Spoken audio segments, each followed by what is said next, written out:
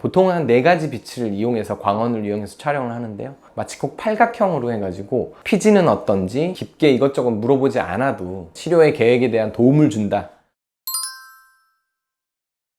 진단 목적에서는 사실은 어떻게 생각하면 사람보다 낫다 이런 느낌이 들 정도로 육안으로 봤을 때의 진단과 하이테크 기술을 접목해 가지고 진단하는 거는 사실 팩트 차원에서는 좀 차이가 있거든요. 사람이 하는 것보다 좀 뛰어넘었다고 기본적으로 생각하고 있습니다.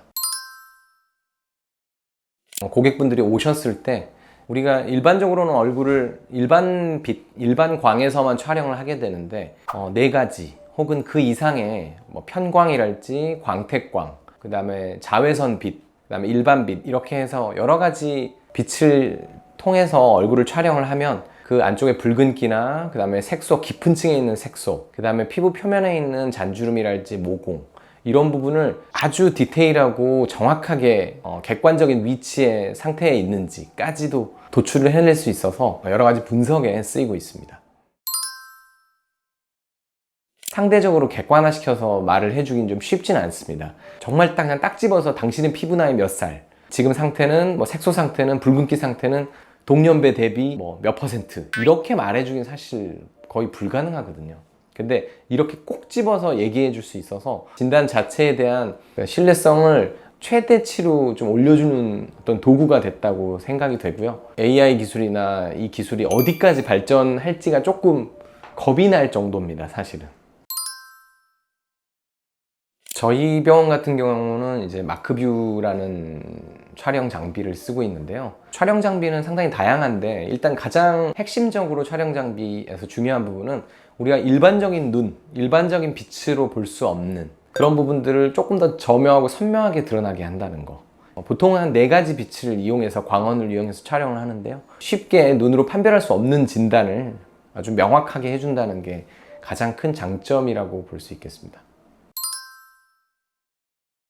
이 촬영 장비를 통해서 촬영을 하고 결과가 나오면 영역별 분석이 가능합니다. 그래서 마치 꼭 팔각형으로 해가지고 피지는 어떤지, 현재 주름 상태, 그 다음에 붉은기는 어떤지, 그 다음에 색소, 그 다음에 잔주름, 탄력도, 피부의 광채 이런 식으로 굉장히 디테일하게 8가지 크게 영역으로 나눠서 이런 부분들을 팔각형으로 상태 자체를 객관적으로 분석해 놓는 자료가 아예 나옵니다. 깊게 이것저것 물어보지 않아도 이 자체만으로도 상당히 어느 정도 꽤나 깊은 분석을 한 결과가 나오기 때문에 나 건성 아니야? 나 지성 아니야? 이런 식으로 스스로 그냥 주관적으로 파악하고 있던 것들이 정말 명쾌하게 피부 타입은 어떻게 되고 색소 타입은 어떻게 되고 피부 탄력도, 광채, 부위별로 주름 이런 것들을 모두 다 분석해서 나오기 때문에 사실 어떤 시술을 해야 될지 그 다음에 어떤 것에 포커스를 맞춰야 될지만 나오면 사실 절반 이상 다 끝난 거거든요. 그런 분석 결과가 시술에서 가장 중요한 부분이라고 볼 수가 있습니다.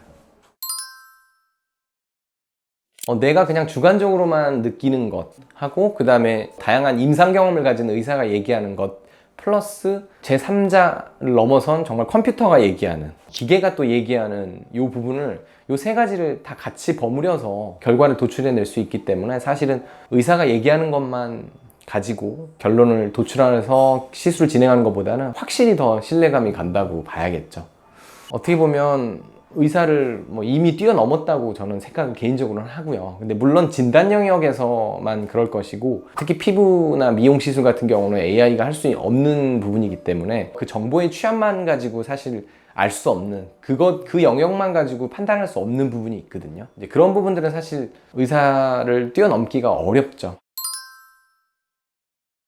AI가 결합된 어떤 촬영 장비랄지 혹은 AI가 연관되어 있는 그런 부분이 가장 의사한테 도움을 주는 부분이 바로 치료 과정에서 중간에 어떻게 전후 상태가 바뀌었는지 얼굴 피부 상태가 치료에 의해서 어떻게 변화하고 있는지를 보는 거 이게 가장 어떻게 보면 AI가 지금 의사에게 주는 도움이라고 볼 수 있습니다. 그래서 가장 정말 AI에 감사하는 거는 치료를 막 전부 다 진행하고 나서 상태를 비교하고 그 부분에 대해서 얼마나 이 치료가 효과가 있었는지를 살펴볼 수 있는, 객관적으로 비교해 볼 수 있는 게 가장 큰 현재 장점이고 가장 감사해야 하는 부분입니다. 예, 맞습니다. 물론 이제 지금 간단하게는 선크림을 쓸 때 어떤 선크림을 좀 더 집중을 해서 봐야 될지, 예를 들면 뭐 SPF하고 PA 지수가 선크림에 있는데 어떤 부분을 더 차단을 고려를 해야 될지, 이런 부분들은 지금 저희가 가지고 있는 장비에서도 알려주고 있습니다.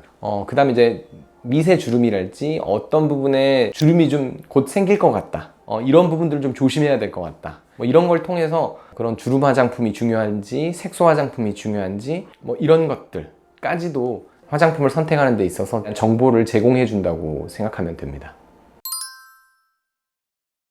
사실 이제 모든 촬영할 때의 그런 모든 프로토콜 자체가 표준화되어 있기 때문에 정확한 가이드라인에 맞춰서 촬영을 해야 되고, 그것이 이제 오류가 떴을 때는 결과물에서도 촬영 자체에 오류가 있다는 것을 어느 정도 알아볼 수가 있습니다. 알고리즘에 맞춰서 저희가 촬영을 과정이 진행되기 때문에 촬영하시는 분들, 사용하시는 분들에 따라서 크게 차이는 없다고 보시면 될 것 같습니다. 사실 이 AI만 가지고 정확하게 어떤 시술을 한다, 이거는 AI가 사실 결과를 내놓는 건 아니고 의사가 이 결과를 보고 이 부분을 판단해서 종합을 한 다음에 의사가 임상적인 경험들을 토대로 어떤 시술을 들어가시는 게 좋다, 그 다음에 어떤 시술을 어느 정도 에너지로 얼마만큼 진행하는 게 좋겠다 하는 어느 정도의 얼개를 가지고 들어가기 때문에 치료의 계획에 대한 도움을 준다 정도로 생각하시면 되고, 그 다음에 이제 치료하고 나서의 효과, 얼마나 차이가 났는지를 객관적으로 또 비교해 볼 수 있는 또 그런 도구라고 그렇게 생각하시면 될 것 같습니다. 이제는 의사가 이렇게 보고 혹은 뭐 주변에서 이렇게 보고 여기가 이러니까 이렇게 했으면 좋겠네, 이제 이런 시대는 사실은 이제 점점 멀어지고 있고요. 정확한 진단을 통해서 의사가 그것을 토대로 많은 진료와 시술을 진행하고 있기 때문에 AI는 여러분들한테 더 믿음을 가져다 주는 그런 존재라고 보시면 될 것 같습니다.